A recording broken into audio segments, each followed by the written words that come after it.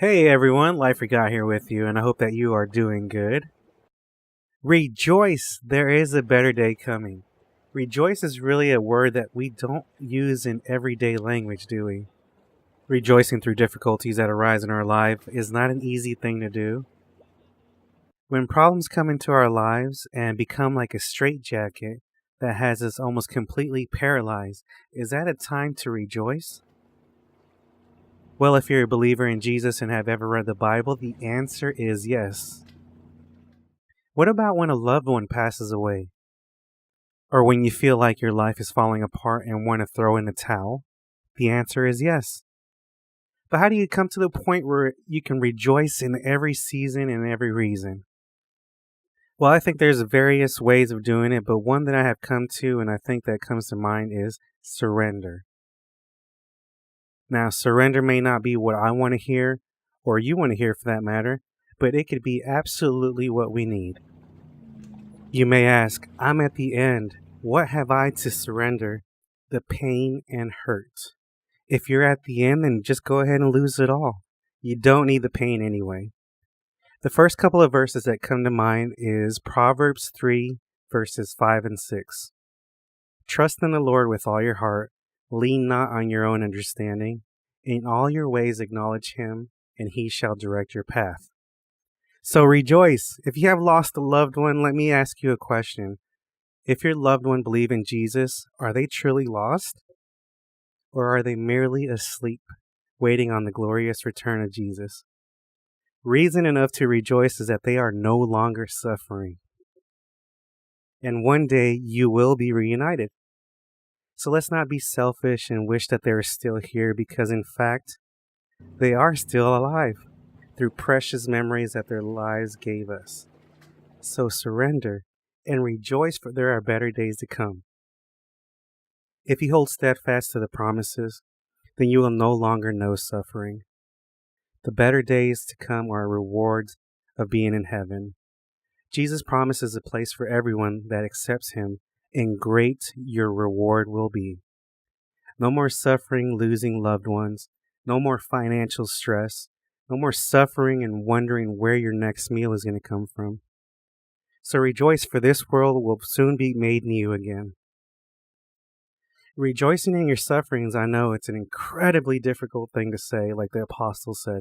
They counted themselves blessed to be able to suffer like Jesus did. You may not be asked to go that far, but whatever the difficulty in your life, rejoice, and your faith will grow just as Jesus wanted it to grow. You will soon be renewed and changed and become more like Jesus in his character. But in order to get to the point that you would want to surrender that pain and that hurt and that suffering and allow healing to take place, you may just need to pull yourself out of the situation that you are in. It could take maybe taking a few days away, or just taking some time to pull yourself out of that little box that's your situation, pulling yourself out of it and all of your troubles. Rejoicing in any situation requires sacrifice, and it could very well be just surrendering that pain that you have stored away that makes you you in this season. Ask Jesus this question: Lord, love me in this time of need, and allow the sacrificial surrender to take place by letting Jesus into your situation, whatever it may be. And find comfort under the shadow of the Almighty. Let him cover you with his wings and hide you in that tower of refuge, like was spoken about by David in Psalms. And that refuge is his love. You may not get the answers that you want, but you'll find comfort that he promised that he will make everything new again one day, even your faith. He will not quench that dimly lit flame that has become your faith, is his promise. Allow this time with him to wash over you and mend a broken heart, or soften a hardened stone that has become your heart that was once filled with love and joy. Matthew 5, verse 3. God blesses those who are poor and realize their need for him, for the kingdom of heaven is theirs. God blesses those who mourn, for they shall be comforted. God blesses the meek, for they shall inherit the whole earth. God blesses those who hunger and thirst for righteousness, for they shall be satisfied. God blesses those who are merciful, for they will be shown mercy. God blesses those who are pure of heart, for they will see God. God blesses those who work for peace, for they will be called the children of God. God blesses those who are persecuted for doing right, for the kingdom of heaven is theirs. And to conclude with 11 and 12, God blesses you when people mock you and persecute you and lie about you and say all sorts of evil things against you because you are my followers. Be happy about it. Be very glad, for a great reward awaits you in heaven. And remember, the ancient prophets were persecuted in the same way.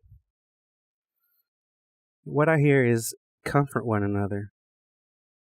We are in this together, and one day all these awful things will pass, and we will soon rejoice in the abundance of peace.